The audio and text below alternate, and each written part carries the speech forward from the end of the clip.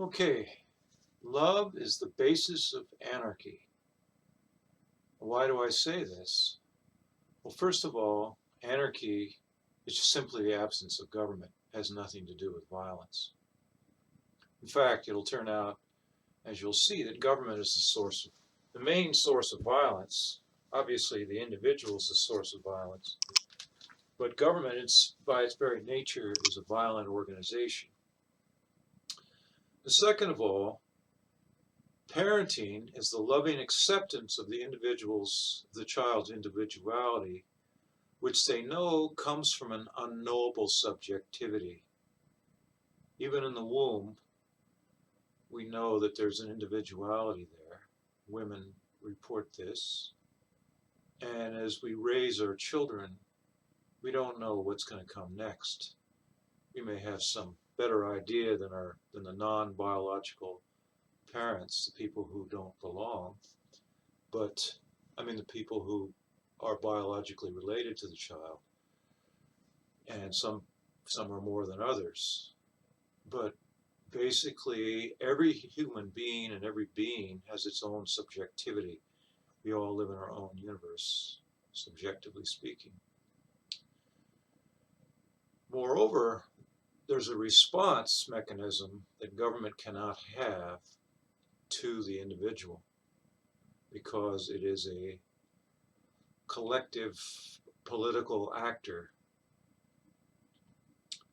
So it cannot respond to the subjective individual the way everyone else can, the way it would be in an anarchy. So let me get into the details. So first, the given of life is that our parents, from the very beginning, had to accommodate our individuality.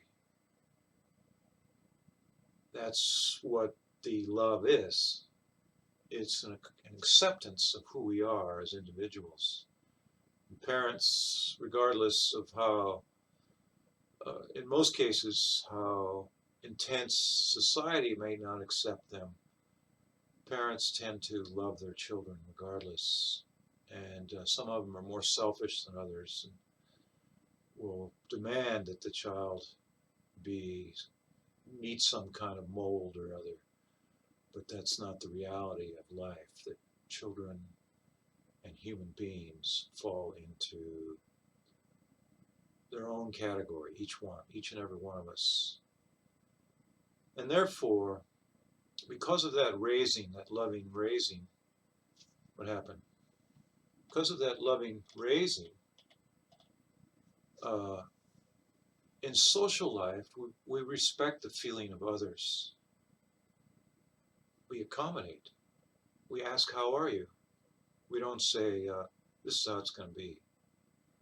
This is normal society where people respect others, ask in personal or business or social endeavors or passing by. It's always, how are you? What do you feel? What do you think? It's not a dictation because we don't know somebody else's subjective world. Moreover, number four, these subjective worlds, or where everything objective comes from, in other words, the objective world comes out of our subjectivity. Where else did it come from? If it existed outside our subjectivity, how would we know it existed? And the assumption is we create the world even as we discover that it's bigger than we thought it was. And so, and moreover, what we create as individuals in the life of humanity is from that subjectivity outward to it expressing itself through language and action is the only thing that creates wealth or value in life. So it's that subject. So that's why we respect it so much. That's why we respect each other so much. We want something out of each other, and they want something out of us. So we exchange feelings with each other about what we want to do or create. We don't dictate to each other. We respect each other. Love and respect go hand in hand. And even if we don't, as individuals, recognize that everything in the world comes out of the autonomous individual subjectivity, the the people who believe in government power think that way, which is almost all of you out there. Uh,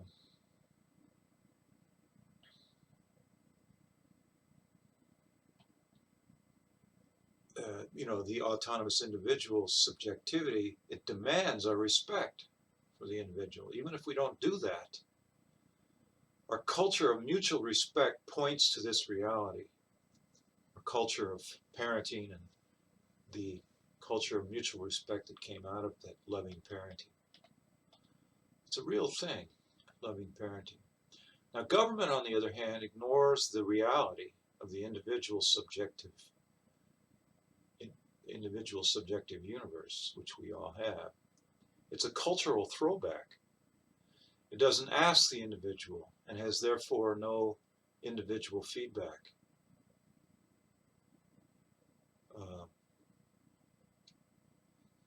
So in normal society, there's huge amounts of individual feedback, and it manifests itself on a personal level, but it also manifests itself on an economic level. That individual feedback is what drives human life.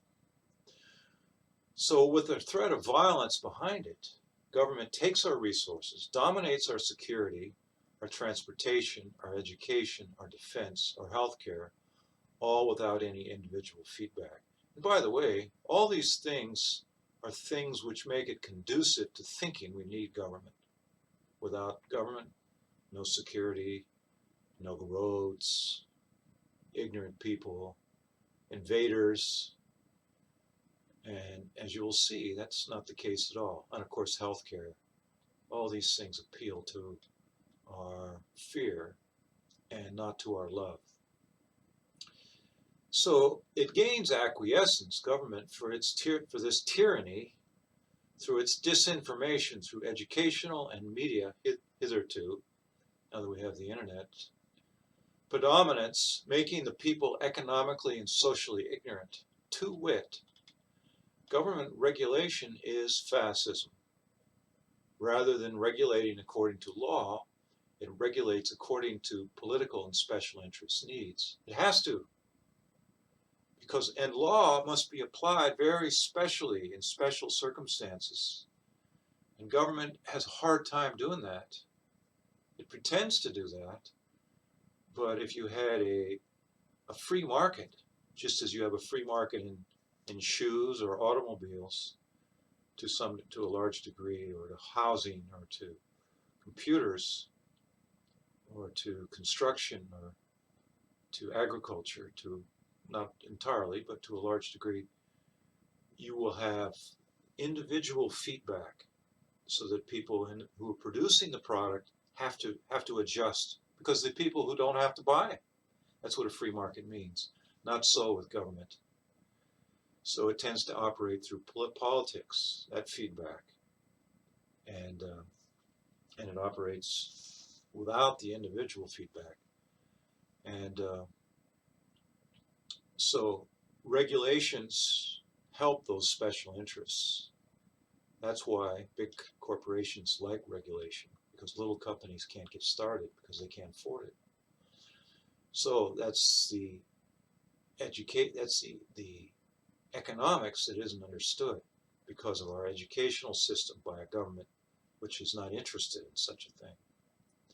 Economics is logic, by the way. It's not esoteric or experimental. So all the services government pretends to provide are given without the economic mechanism that is born of voluntary exchange, of permission, of asking, how are you? How do you like this? This permission comes out of the only source of objective value in life, the ever private subjectivity of the individual. Permission comes out of the only source of objective value in life, the ever private subjectivity of the individual. The love of parenting recognizes both the private, unknowable nature of individual subjectivity and that it is the only source of creativity and growth in the world. That's why parents love. They want to create value in life. That's why it's such an important thing to recognize the individual for and adjust our nurturing and the conditions that we create for the child. Constant adjustment to the individual, different children in the same family, constant adjustment of resources. The culture born of this natural condition of parental love has it as a last resort law, which demands respect for others and in the end may resort in defensive action. But the overall arching greatness of respect that people generally have for each other comes because of parental love. And that is, without that, the last resort of law would never work anyway. It would just be an anarchy in the contrived sense rather than in the literal sense. So, on the other hand, government destroys this culture by neutralizing our parentally learned self and other respect. Therefore, the love of parents that creates the mechanisms of respect for others and of law would revive without government. And love would therefore be the source of anarchy.